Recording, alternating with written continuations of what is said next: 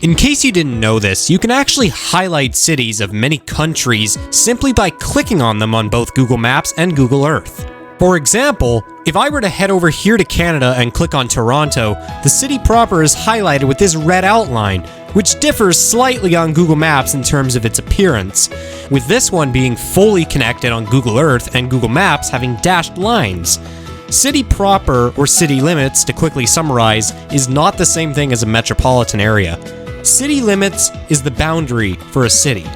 In this case, what you're seeing is the city limits of Toronto.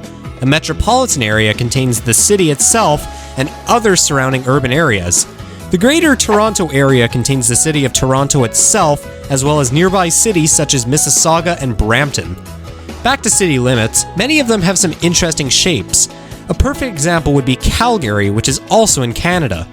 It's not a perfect shape and consists of many interesting spots, including this panhandle in the northwest, and even some examples from outside of Europe, such as Paris, have some odd spots.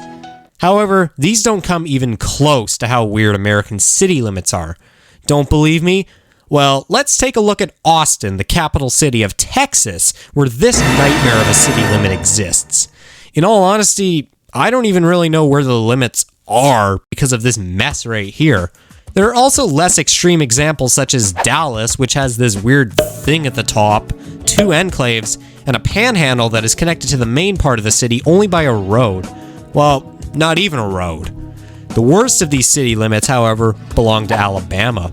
Birmingham, Alabama takes the cake as the worst shaped city I have ever seen. It has like 3 or 4 panhandles and, well, I don't even know how many enclaves because some of them are so tiny. Honorable mentions for the worst US city limits are also in Alabama. Huntsville, which is the largest city in Alabama, looks like a dancing robot thing, I'm not too sure.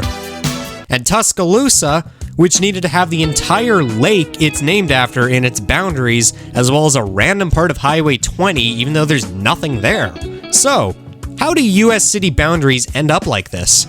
Well, it's an easy answer. Expansion. The reason many cities have panhandles stretching away from the main area, or enclaves inside of them, or even in some cases, both, has to do with annexations of smaller urban areas that have either succeeded or failed. Annexation is the process of acquiring territory from someone else, which can be done with or without permission. In this case, nearby towns or cities need to agree with the larger city to be annexed by them if the larger city wants to expand. Some smaller cities and towns favor being annexed, and some resist against it. For example, the city of Fargo, the largest city in North Dakota, has a small enclave inside of it. A small city home to less than 60 people called Prairie Rose. Now, I know you're probably thinking, Geo, are you out of your mind? There's no way that's a city if it only has 56 people in it. By North Dakota law, all incorporated communities are classified as cities regardless of population. Now, back to Prairie Rose. Why is it not part of Fargo?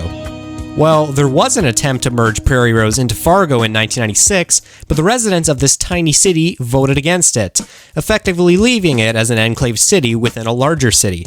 You might have also noticed that there is West Fargo. Why is it not part of Fargo? Well, I couldn't find an exact reason why, but my guess is that it either resisted annexation into the city of Fargo, or that the two have always been separate entities and have never talked about merging. There are a few more interesting examples of failed annexation into US cities. Heading back to Dallas, this enclave here actually forms 2 separate entities, the city of University Park in the north, and the town of Highland Park in the south.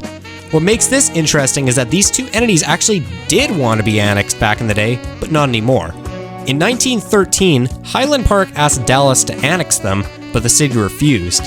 In 1924, due to a rising population and the now discontinuation of utility service provided by the Southern Methodist University, University Park asked Highland Park to annex them, but Highland Park refused due to the high cost it would have needed to provide utility service to University Park. Shortly after this, they were also turned down by the city of Dallas when they asked Dallas to annex them into the city. By 1945, Dallas had been looking to annex both of these entities into the city's boundaries, but the annexation failed by a 53 to 47% margin. Soon after, the city annexed the areas around the 2 entities, effectively making an enclave divided between 2 separate entities. When it comes to unincorporated communities, however, many of them resist annexation by larger cities nearby in order to prevent paying city taxes, which you will learn more about the most notable example of this in the next video. You've reached the end of today's video. If you enjoyed it and found it helpful, be sure to hit the thumbs up and subscribe to the channel as it helps out a lot. This is Geo Today, heading out to go eat geography for breakfast.